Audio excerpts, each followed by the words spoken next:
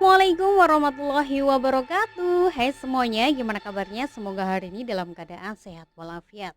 Yang belum sholat, silahkan sholat dulu. Dan yang sakit, semoga penyakitnya diangkat oleh Allah Subhanahu wa Ta'ala dan diberikan kesembuhan. Amin ya Rabbal 'Alamin. Nah, untuk vlog selanjutnya, saya mau di sini membahas tentang asupan horor. Nah,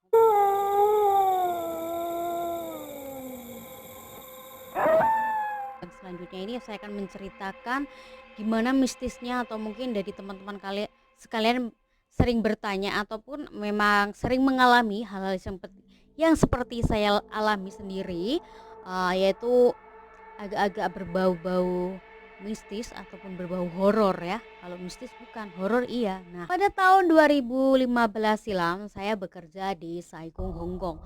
Nah, buat TKW Hong Kongnya pasti pada tahu ya, Saigon itu tempatnya seperti apa sih? Itu adem, ayem tempatnya, terus sepi dari keramaian, jauh dari kota, hiruk pikuk kalau kalian dengar suara burung-burung yang berkicau.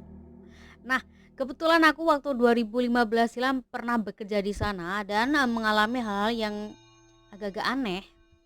Untungnya anehnya tuh di akhir cerita ya, nggak dari awal ataupun di pertengahan, tuh di akhir cerita hampir finishan gitu, hampir habis kontrak. Nah, itu pada tahun 2015 tepatnya pas hari Halloween atau hari setan sedunia ataupun Sitanjit kalau bahasa Hongkongnya itu Sintanjit. Nah, itu pada malamnya itu memang sering banget ya, itu satu keluarga di sini tuh makannya bareng-bareng. Nah, biasanya kita makannya tempat nenek. Nah, kebetulan saya jaga rumah dua, yang satu rumah bos dan satu rumah ama atau rumah nenek. Nah, biasanya kalau makan malam semuanya ngumpul tempat si ama. Nah, kebetulan malam itu bos aku nelpon katanya nggak mau pulang ke rumahnya sih, nggak makan di rumah ama ataupun di mertua dia, tapi dia makan di rumah mamanya sendiri.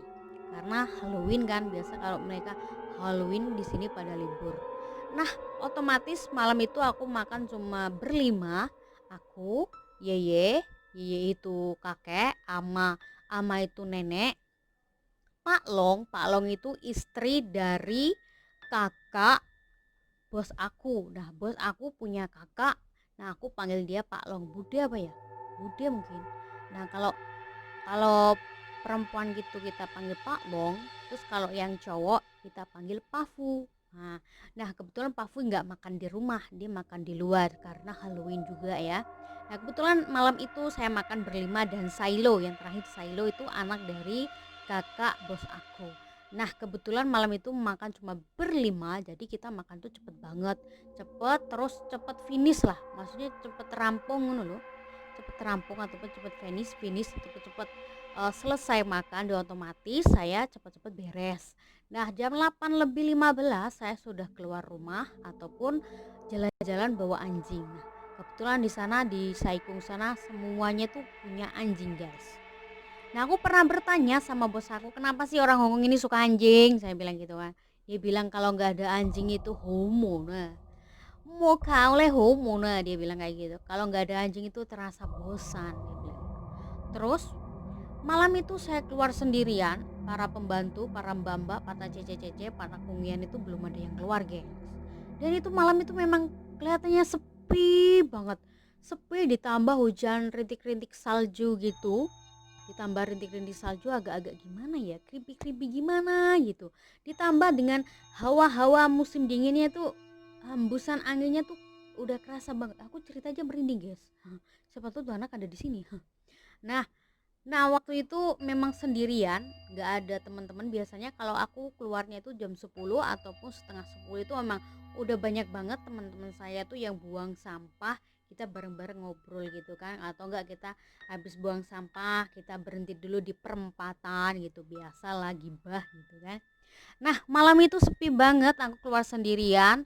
Nah, udah sampai 10 meter itu anjing saya itu larinya agak cepet. Terus kemudian aku berhenti di pojokan ataupun di perempatan jalan. Di situ aku hampir setengah jam aku tuh nunggu, tengok kanan kiri pun nggak ada orang. Dan dalam hati kenapa malam ini sepi banget gitu. Padahal agak-agak gimana gitu ya. Aku ngerasa kayak malam itu tuh malam aneh gitu. karena sepi banget, gak ada orang satupun. Sumpah kalau saya inget malam itu mungkin ya, kalau seandainya saya punya video vlog, saya vlog juga itu, karena sepi banget guys. Terus ditambah hujan rintik-rintik yang kayak salju itu, kalian tahu kan yang gimana sih ya, yang agak-agak gimana gitu. Terus ditambah hawa dinginnya itu, hawa musim dingin tuh udah kerasa di kulit gitu, dingin-dingin gimana gitu kan, ditambah-tambah agak-agak merinding-merinding gimana gitu. Nah aku udah ngeliat jam, udah setengah jam lebih saya di luar. Saya putuskan untuk pulang lah, karena ngeliat ada anak kecil. Ya aku sih nggak berpikiran itu setan atau apa ya. Yang saya tahu dia anak kecil, celananya biru dongker, terus jaketnya ini merah, jaket musim dingin merah. Kalaupun cuma saya tok yang tahu, nggak mungkin toh anjing ini sampai berontak-rontak sampai dia tuh larinya kayak ngejar sesuatu gitu. Ya, yang kita tahu memang anjing seperti itu kalau ngelihat sebangsa mereka itu kan, kita kadang kita nggak tahu, mereka malah lebih tahu ya kan. Anjing itu berontak-berontak itu sampai larinya itu nggak bisa ketulung tuh. Sampai aku tuh kepontal-pontal pantil gitu loh. Aku sampai mikir ini anak orang apa silo gitu kan. Dia tuh perasaan saya tuh lari terus deket sama pintu gerbangnya nenek aku. Dia buka dan masuk lagi.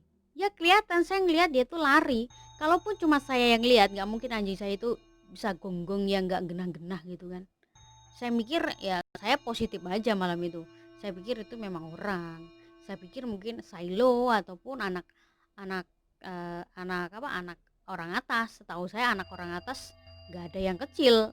Karena atas sendiri itu rumah saya itu nenek umur 60-an itu nggak ada yang jaga.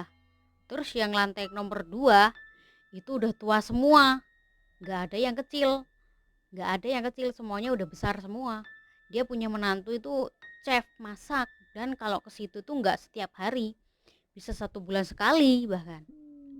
Ya saya pikir itu memang anak kecil, tapi dia tuh lari. Cuman yang anehnya dia itu nggak ada kakinya, cuma kelihatan lari aja gitu, aneh kan. Nah habis itu anjing aku otomatis bergonggong kan, dan gonggongnya nggak genah-genah cah, kayak ya ngerti sesuatu no lah, ngerti dia kan, kira ngerti sesuatu hal yang nggak mungkin apa ya, nggak mungkin masuk akal, ataupun memang teman dia, ataupun ya sebangsa gituan gitu kan. Dia pasti benggongnya ya nggak genah-genah kan, ya saya sendiri ya nggak merinding nggak apa, saya pikir itu emang anak kecil. Udah sampai rumah, anjing saya masukkan ke kandangnya, saya masuk ke rumah, saya tanya sama nenek, nenek kenapa Sailo hujan-hujan main di luar, saya bilang gitu. Ini cerita aja merinding ini guys, merinding saya harap kalian juga merinding. Nah si nenek bilang gini, keluar, Sailo ada di dalam di kamar mainan itu, dia bilang. Saya lihat ya memang Sailo, dan aku ngomong sama Pak Long. Kebetulan itu aku ketemu mama itu di dapur, terus aku di ruang tamu ketemu sama Pak Long. Pak Long, Sailo tadi keluar ngapain, saya bilang gitu. Nggak ada orang keluar, di rumah semua orang di luar hujan. Iya saya tahu hujan, tapi kenapa tadi ada anak kecil lari terus masuk ke sini, dia pakai jaket merah, saya bilang gitu. Pak Long bilang Sailo nggak punya jaket merah. Dia tuh menenangkan aku karena aku tuh ngotot banget bahwa ada anak kecil, dan Pak Long itu apa ya, menjelaskan bahwa nggak ada jaket merah dan Sailo nggak ada yang keluar. Nah nenek aku itu ya marah-marah nggak jelas lah, setelah aku bilang ada anak kecil itu dia tuh marah-marah nggak jelas, ngomong-ngomong nggak jelas. Saya juga kurang paham, mungkin dia tahu nggak mau cerita sama saya juga kurang paham. Tapi setelah 2 harinya itu, yang kalian pikirkan, nenek aku tuh sembahyang setan yang duponnya segede-gede ini guys. Aku sendiri kurang paham apakah cerita saya itu berbau mistis ataupun mengingatkan dia ataupun gimana. Yang pasti setelah kejadian itu, nenek aku tuh sembahyang setan yang dupanya segini-gini itu berturut-turut ada 1 minggu. Saya kurang tahu juga, sambil dia bilang di sini tuh nggak ada setan, di sini tuh nggak ada setan, kamu tuh salah lihat, sambil teriak-teriak gitulah. Tapi ya mungkin dalam hati mungkin saya ngantuk, halusinasi, tapi kan kalau seandainya saya halusinasi ngelihat itu bocah, mungkin si anjing saya tadi nggak akan bergonggong dan berlari begitu kencang, ya kan?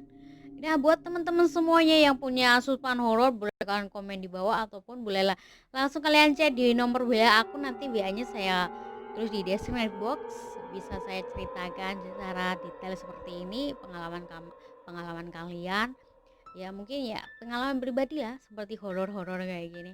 Oke lah, itu aja ya yang saya berikan buat kalian. Tapi buat teman-teman saya yang tinggal di Saikung, jangan pernah takut ya, takut sama Allah Subhanahu wa taala yang mempunyai semuanya alam semesta. Nah, pesannya buat kalian, jaga kesehatan, jaga imun kalian. Semoga bencana yang tidak diinginkan tidak menghampiri kalian, dan semoga corona ini cepat berlalu. Oke lah, next time saya cerita lagi dengan cerita-cerita yang lebih lucu lagi. Oke lah, ataupun lebih seram lagi. Oke lah, kita ketemu lagi di akhir